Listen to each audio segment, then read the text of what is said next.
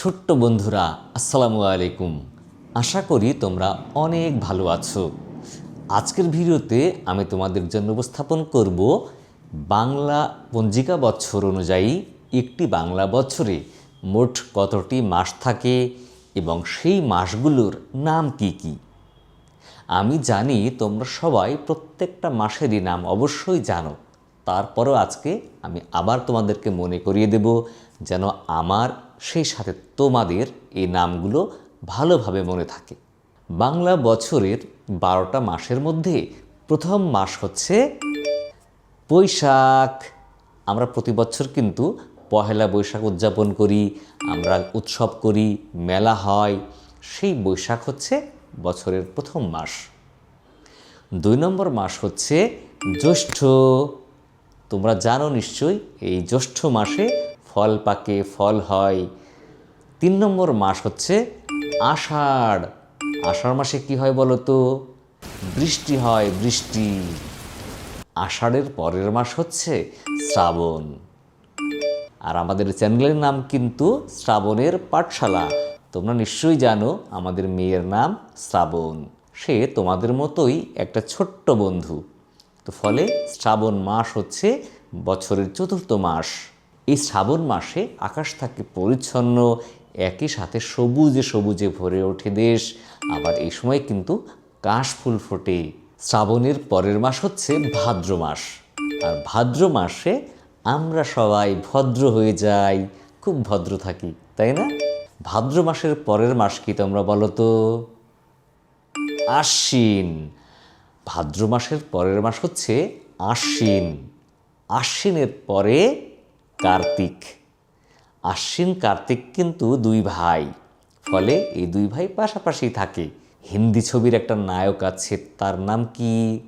কার্তিক আরিয়ান। ফলে এই সেই কার্তিক আমাদের দেশের একটা বাংলা মাসের নাম। কার্তিক মাসের পরের নাম হচ্ছে অগ্রহায়ণ। অগ্রহায়ণ এটা একটু কঠিন নাম, বড় নাম, কিন্তু নামটা কিন্তু খুবই সুন্দর। নাম হচ্ছে অগ্রহায়ণ। অগ্রহায়ণের পরের মাস কি? পৌষ। পৌষ মাসে কি হয়? শীত হয়, প্রচণ্ড শীত লাগে। এই যে দেখো আমি এখন শীতের পোশাক পরে আছি, তার মানে এখন শীতকাল চলছে। তো পৌষ মাসে কিন্তু শীত আসে। পৌষের পরে হয় কি?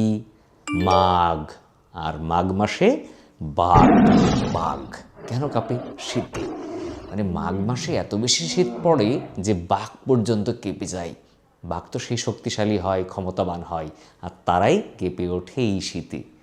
তো ফলে পৌষ মাসের পরের মাস হচ্ছে মাঘ।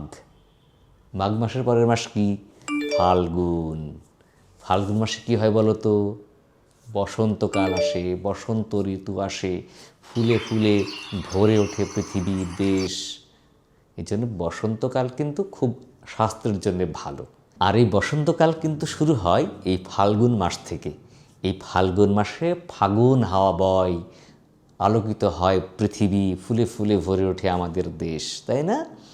এবার আসি সর্বশেষ নামে। আমাদের এই বাংলা বছরের সর্বশেষ যে মাস, তার নাম হচ্ছে চৈত্র মাস।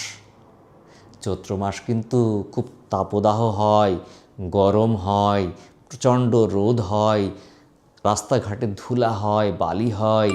তো এই সময় আমাদেরকে সাবধানে থাকতে হবে। রোদ হলে কি করতে হবে? ছাতা ব্যবহার করতে হবে। বাইরে যেতে হলে, ধুলাবালি থেকে বাঁচতে হলে মাস্ক পরতে হবে। সেই সাথে সবাইকে সুস্থ থাকতে হবে। তো এই ছিল মূলত আজকে আমাদের বাংলা বছরের 12টি বাংলা মাস। এখন কি তোমরা বলতে পারবা এই মাসগুলো শুরু থেকে কি কি মাস ছিল? নিশ্চয়ই পারবা। আমি একবার এক বাক্যে মনে করিয়ে দিই তোমাদের।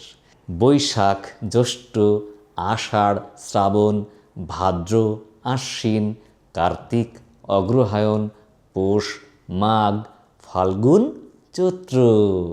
এই হচ্ছে মোট 12টা বাংলা মাস। পরের ভিডিওতে কোন বিষয়ে তোমরা ভিডিও দেখতে চাও অবশ্যই মন্তব্যে লিখতে ভুলবে না। সেই সাথে তোমাদের জন্য থাকছে একটি প্রশ্ন। বলতে হবে কোন মাসে ফুল ফোটে, কোন মাসে বসন্ত ঋতু শুরু হয়। যদি প্রশ্ন তোমরা দিতে পারো তাহলে মনে করব তোমরা আমার ক্লাস ঠিকমতো দেখছো এবং অবশ্যই তোমরা চেষ্টাও করছো। তাই আর দেরি না করে ঝটপট করে মন্তব্য লিখে ফেলো। দেখা হবে পরবর্তী ভিডিওতে। ততদিন ভালো থাকো। টাটা।